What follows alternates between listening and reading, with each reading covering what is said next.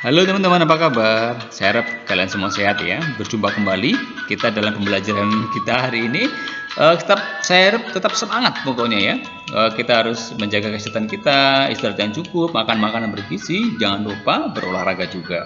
Ingat kalau bepergian memakai masker, memakai hand sanitizer. Itu selalu saya ingatkan. Dan terutama kita harus berdoa, memasrahkan diri kepada penyelenggaraan Tuhan. Karena Tuhan yang akan melindungi kita, menjaga kita. Ya, terutama dalam aktivitas kita belajar pada hari ini. Teman-teman, kita akan belajar hari ini tentang keberagaman sebagai realitas asali kehidupan manusia. Nanti diharapkan dalam pembelajaran ini kita bisa semakin memahami dan menghayati makna dan hakikat keberagaman itu. Ya, terutama kita tinggal di Indonesia yang penuh kemajemukan ya, nanti sesuai kita lihat akan sesuai dengan nasihat Injil yaitu yang diteladankan oleh Yesus sendiri. Nah, teman-teman, kita kalau bicara soal keberagaman kita harus bertanya dong, keragaman itu apa sih? Keragaman itu adalah sebuah kalau kita lihat di Kamus Besar Bahasa Indonesia itu keragaman itu dilihat sebagai sebuah sikap, tingkah laku atau cara. Tapi juga bisa dilihat sebagai macam atau jenis dan juga bisa dilihat sebagai musik, lagu atau langgam atau bisa juga berarti warna, corak ya, atau juga bisa berarti laras, tata bahasa ya. Jadi keragaman menunjuk adanya banyak macam. Nah, di sini keberagaman sendiri berarti perihal berjenis-jenis atau beragam-ragam atau sesuatu keadaan yang beragam. Jelas ya, keragaman itu ya. Secara umum memang keberagaman atau keragaman itu bisa dimengerti sebagai suatu kondisi di mana terdapat perbedaan-perbedaan di dalam masyarakat ya di berbagai bidang seperti suku dan ras, agama dan keyakinan, ideologi dan politik, adat dan kesopanan, sosial dan ekonomi. Maka kalau kita ditanya, apa saja sih unsur-unsur keragaman dalam masyarakat? Ya itu tadi, ada suku bangsa ras, ada agama dan keyakinan, ada ideologi dan politik, ada adat dan tata krama, ada ekonomi dan sosial. Maka teman-teman, kita akan lihat satu persatu, mulai dari suku, bangsa, dan ras. Di Indonesia ini ya terbentang dari Sabang sampai Merauke. Ya, mengenai suku dan bangsa jelas ya, ini dipahami sebagai sesuatu yang memang secara lahiriah nampak, ya, secara biologis ya, misalnya ya seperti warna kulit, ya, rambut, ukuran tubuh, mata, ukuran kepala dan sebagainya. Ini sangat nampak sehingga memang suku bangsa di Indonesia itu sangat beragam. Dari Sabang sampai Merauke saja kita ada sekitar lebih dari 300 macam suku bangsa. Tapi kalau dilihat dari ras, kita ada dua ras Mongoloid dan ras Australoid. Nah ini ras Mongoloid ini ada di bagian Indonesia bagian barat, sementara ras Australoid ini di Indonesia bagian timur. Ini soal ras dan suku bangsa. Tetapi kalau kita boleh memilih, ya kita mau menjadi suku apa? Tentu kita tidak akan bisa memilih karena kita dilahirkan dengan apa adanya. Inilah kita. Jadi kita juga harus tetap merasa bangga dari mana kita berasal. Suku apa kita harus bangga atas itu. Tetapi jangan sampai melemahkan atau merendahkan suku yang lain. Ya. Jadi kebanggaan itu harus kita memang tanamkan, kita wujudkan dalam tindakan kita tanpa merendahkan suku yang lain. Nah, teman-teman kalau kita lihat yang kedua yaitu agama dan keyakinan. Memang agama dan keyakinan dipahami sebagai sebuah ikatan ya yang berasal dari suatu kekuatan yang lebih tinggi, transendensi dari manusia sebagai kekuatan gaib yang tidak dapat ditangkap dengan panca indera. Namun ya dengan kekuatan gaib ini berdiam di dalam diri manusia atau imanen yang hanya bisa dirasakan kekuatannya. Maka ini yang mencoba kita pahami dari sudut pandang ini, ya, sebuah ikatan yang dengan kekuatan yang lebih tinggi ini. Nah di Indonesia sendiri ya ada berapa agama yang diakui? Ada 6 agama yang diakui yaitu Islam, Protestan, ada Katolik, ada Hindu, ada Buddha dan ada Konghucu. Sementara kepercayaan yang diakui itu atau kepercayaan memang banyak ya, harus didaftarkan memang ya. Di antaranya adalah ada Kejawen ya di Jawa, ada Sunda Wiwitan, ada Permahalim, ada Marapu, ada Keharingan ya di Kalimantan, ya ada Alu itu dulu di Tanah Toraja, kemudian ada Buhun di Jawa Barat, Dan ada adat Asmat di Papua, kemudian ada Marupu tadi di Marapu di NTT, ada Wetutelu di NTB, kemudian ada Wor juga di Papua. Sementara masih banyak lah kepercayaan yang lain yang memang ada di dalam masyarakat kita. Nah, teman-teman, kita memang tingkat keimanan kita berbeda-beda lah satu dengan yang lain. Maka yang terpenting adalah bagaimana sih kita bisa mewujudkan iman kita dalam perbuatan kita sehari-hari, ya, melalui ketakwaan kita, ya. Kita harus mencoba menempatkan iman kita dalam perbuatan kita. Kita tidak perlu loh menjudge atau menghakimi yang lain bahwa yang lain itu tidak benar, ya. Kita yakin bahwa yang kita yakini itu benar, tapi tidak perlu merendahkan yang lain, ya. Kita hormati mereka, ya. Kita utamakan sikap toleransi kita.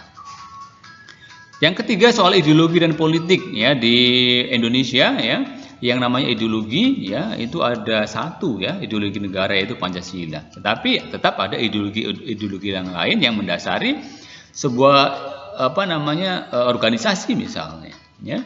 Kemudian dalam dunia politik, ya, politik memang bermakna sebagai usaha dalam menegakkan ketertiban sosial. Nah, maka ini akan kita lihat bagaimana sih di Indonesia ini partai politik itu mencoba untuk menjadi wadah. Maka banyak partai politik yang berusaha untuk menjadi alat atau menjadi wadah untuk menegakkan ketertiban sosial, ya. Banyak tokoh-tokohnya, ya. Tetapi yang penting adalah bahwa di tengah keberagaman ini, ya, di Indonesia ini hanya ada satu ideologi, yaitu Pancasila yang menjadi ideologi negara. Sementara di partai politik tetap, ya, harus menggunakan, atau setiap organisasi harus menggunakan harus berideologi Pancasila selain ada ideologi lain yang ada di dalamnya. Nah, teman-teman, adat dan tata krama ini juga menjadi hal yang kita lihat sebagai sesuatu yang beragam, ya, di Indonesia ini, ya. Tata krama sekali lagi itu menyangkut soal soal sopan santun, ya, soal tindakan, perilaku, ya. Bagaimana kita bertegur sapa, ya, ucapan dan sikap keramaan kita yang nanti tetap akan mengarah kepada bagaimana sih norma itu terbentuk dalam kehidupan masyarakat. Nah, teman-teman, tata krama terbentuk dan dikembangkan oleh masyarakat itu sendiri dan diharapkan akan menjadi sebuah interaksi sosial yang tertib, efektif dalam kehidupan masyarakat. Maka sebetulnya norma-norma itu dibentuk untuk menyatukan berbagai perbedaan sehingga kita bisa tercipta sebuah ketertiban sosial. Nah, teman-teman, yang berikutnya adalah soal kesenjangan ekonomi dan sosial. Ini lihat dari gambar ini, ya, tergambar sekali, ya. Di satu sisi ada memang pemukiman kumuh, di sisi lain sebagai backgroundnya itu ada sebuah bangunan pencakar langit. Nah, dari keberagaman ini memang di Indonesia, ya, kita memang masih menjadi negara berkembang di mana masalah perekonomian menjadi perhatian yang supaya bisa meningkat.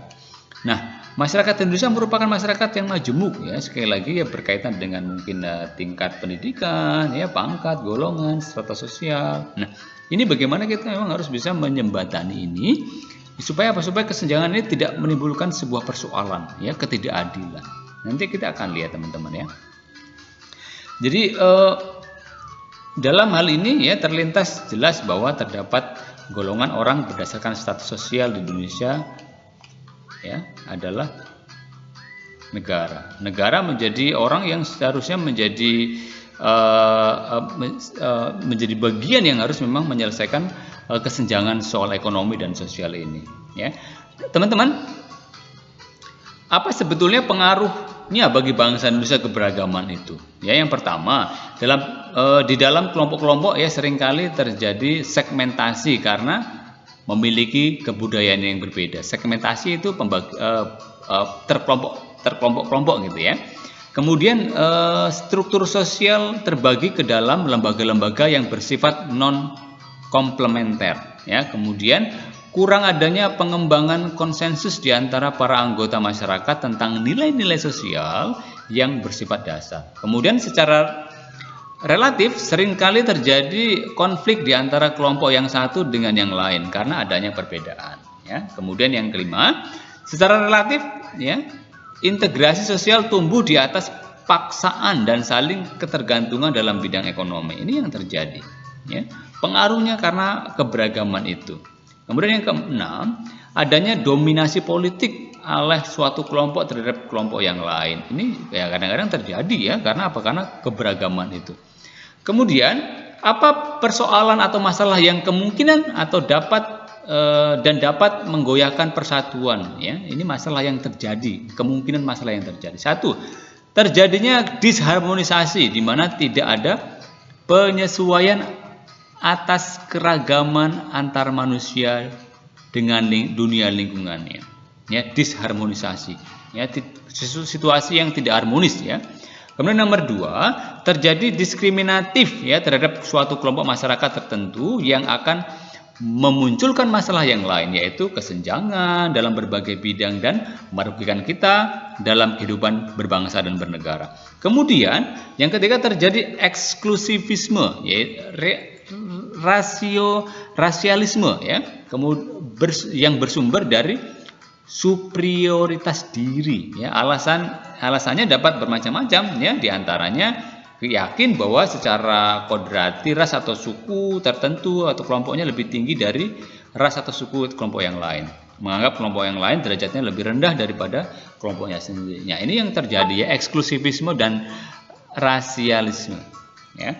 Kemudian kita ya harus bertanya sebetulnya apa yang harus kita lakukan ya untuk mengurangi atau memperkecil masalah yang tadi sudah disampaikan tadi. Yang ketiga, pertama kita harus menumbuhkan sekali lagi semangat religius ya. Kita sebagai penganut agama ya yang memiliki kepercayaan, memang kita harus membangkitkan ini ya, semangat religius. Kemudian semangat nasionalisme, kemudian semangat pluralisme bahwa kita memang berbeda ya.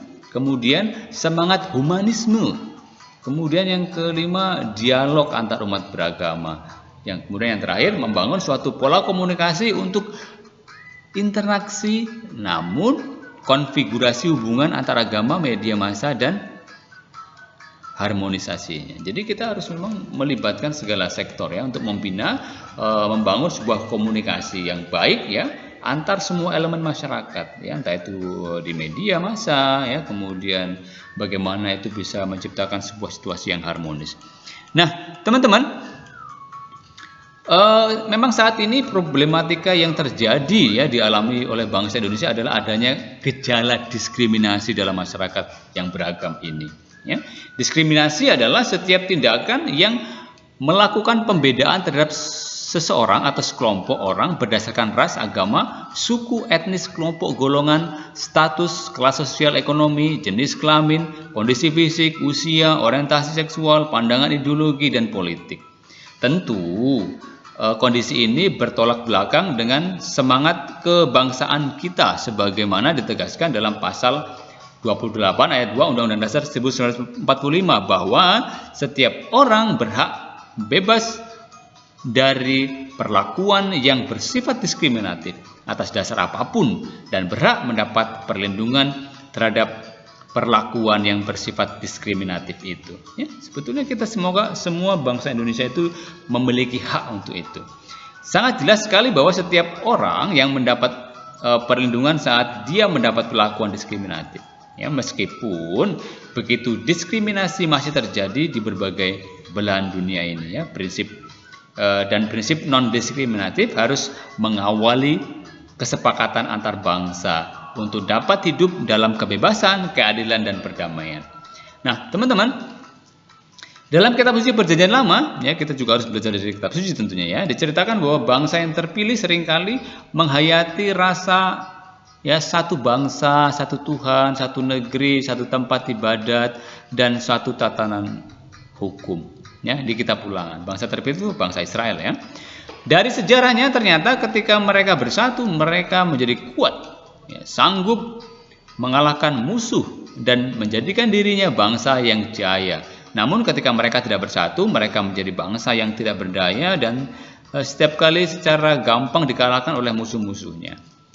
Kitab suci menceritakan bahwa ketika mereka ya keluar dari Mesir memasuki tanah Kanaan di bawah pimpinan Yosua, ya, mereka sungguh bersatu dan dapat merebut tanah terjanji itu. Ya, ini ada di kitab Yosua ya. Kemudian ketika mereka sudah menepati tanah terjanji dan dibagi menurut suku-suku keturunan Yakub, maka mereka lama-kelamaan terpecah-pecah menjadi lemah. Pada saat itulah mereka menjadi lemah dan gampang dikalahkan oleh musuh-musuh mereka. Mereka pernah bersatu di bawah pimpinan Raja Daud dan menjadi bangsa yang kuat dan jaya. Kemudian mereka terpecah lagi dan menjadi lemah. Teman-teman, dalam Perjanjian Baru juga ya dikisahkan bahwa ketika ya saat Mesias datang, umat Israel telah dijajah oleh bangsa Romawi. Akibatnya mereka menjadi bangsa yang lemah dan terpecah belah. Ketika Yesus ingin mempersatukan mereka dan dalam suatu kerajaan dan bangsa yang baru yang bercorak rohani, Yesus mengeluh bahwa apa? Bahwa setiap betapa sulitnya ya untuk mempersatukan bangsa ini. Itu yang dikeluhkan oleh Tuhan Yesus. Ya, mereka seperti anak-anak ayam yang kehilangan induknya. Ini dikatakan dan diceritakan dalam Injil Matius. Ya, Yesus sendiri merasakan hal itu. Yesus bahkan berusaha untuk menyapa suku yang dianggap bukan Yahudi, ya seperti orang-orang Samaria. Ya, ini juga merupakan bagaimana sih Yesus mau mencoba untuk berdialog ya dengan semua golongan, termasuk golongan Samaria. Nah, kesimpulan dari pembelajaran kita teman-teman, yang pertama Tuhan menciptakan umat manusia dalam keberbedaan ya yang tak terhindarkan lagi tentunya. Maka kemajemukan merupakan keadaan yang tak terhindari. Ya, itu kita tidak bisa pungkiri itu. Ya, orang harus belajar mengambil sikap yang tepat untuk belajar bertindak secara arif untuk bisa hidup dan membangun masyarakat dalam keanekaan ya atau dalam keberagaman. Masyarakat Indonesia adalah masyarakat yang majemuk ya, tentu sudah kita lihat tadi kemajemukan ini tampak dalam berbagai bentuk tadi ya, agama, suku, bahasa, adat istiadat dan sebagainya. Hal yang terpenting ialah menyadari bahwa bangsa Indonesia adalah bangsa yang multikultur, bukan bangsa yang monokultur. Kodrat bangsa Indonesia memang berbeda-beda dalam kesatuan. Dalam hal tersebut dirumuskan dengan sangat baik dan tepat oleh bangsa Indonesia, yakni Bhinneka Tunggal Ika, yang berarti beraneka ragam atau keberbedaan namun satu. Sumpah Pemuda yang diikrarkan pada tanggal 28 Oktober 1928 menegaskan kita bahwa adalah satu, ya, satu bangsa, satu bahasa, satu nusa. Nah, teman-teman, menjaga kebinekaan, keutuhan, kesatuan, dan keharmonisan dalam kehidupan merupakan panggilan dan tugas bangsa Indonesia. Kita ya sebagai bagian ya. Keberagaman adalah kekayaan, sedangkan kesatuan persaudaraan sejati adalah semangat dasar. Kehidupan yang berbeda-beda itu harus saling menyumbang dalam kebersamaan dan kesejahteraan bersama. Tuhan menciptakan kita berbeda, bukan agar kita terpecah belah. Ya, di dunia ini tidak ada yang sempurna. Kesempurnaan itu bukan tidak mungkin kalau kita mau bersatu. Meskipun ya berbeda suku, berbeda agama, kita harus bersatu. Semboyan Indonesia adalah Bhinneka Tunggal Ika yang berarti berbeda-beda tetapi tetap satu. Dalam perbincangan dengan perempuan Samaria, ya Yesus menuntun perempuan sampai perempuan itu sampai kesadaran ya. Yesus menuntun perempuan yang berbicara dengan dia sampai kesadaran akan iman yang benar. Bagi Yesus siapapun sama ya, perempuan Samaria bagi Yesus adalah sama dan sederajat dengan yang lain.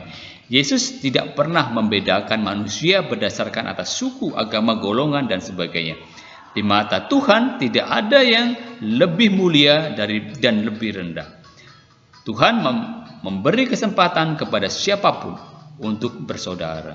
Tuhan menyatakan dirinya bukan hanya untuk suku atau golongan tertentu, tapi untuk semua orang.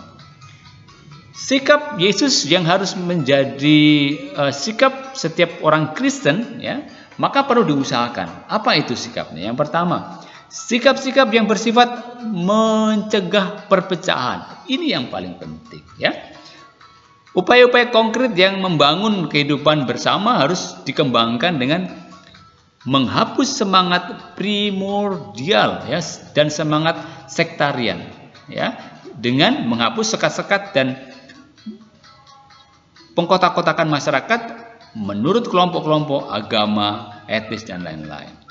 Yang kedua adalah sikap positif dan aktif Ya, ini juga penting. Ya, dalam masyarakat yang majemuk, setiap orang harus berani menerima perbedaan sebagai suatu rahmat. Perbedaan atau keberagaman adalah keindahan dan merupakan faktor yang memperkaya. Ya, jadi ini yang sangat penting juga.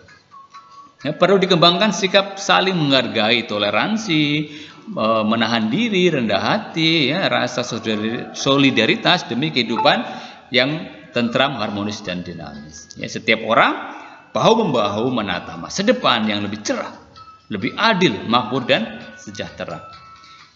Dan kita juga harus berusaha mengusahakan tata kehidupan yang adil dan beradab. Nah, ini yang merupakan hal-hal yang yang harus kita perlu wujudkan, perlu usahakan, ya. Mengusahakan kegiatan komunikasi lintas suku, agama, dan ras, ya. Ini menyangkut juga dialog. Nah, teman-teman, pembelajaran kita sampai di sini mungkin agak sedikit teoritis, ya, agak panjang penjelasannya, tapi saya harap ini bisa membantu kita dalam proses pembelajaran kita. Sebagai evaluasi untuk memperdalam pembelajaran kita, ada beberapa pertanyaan yang harus kalian jawab. Yang pertama, jelaskan apa itu keberagaman, kemajemukan bagi manusia di Indonesia. Yang kedua, jelaskan peluang dan tantangan atas realitas keberagaman pada bangsa Indonesia. Semua sudah saya jelaskan tadi, ya. Kemudian yang ketiga, jelaskan ajaran kitab suci tentang keberagaman bangsa Indonesia, ya. Entah itu dari Perjanjian Lama dan Perjanjian Baru.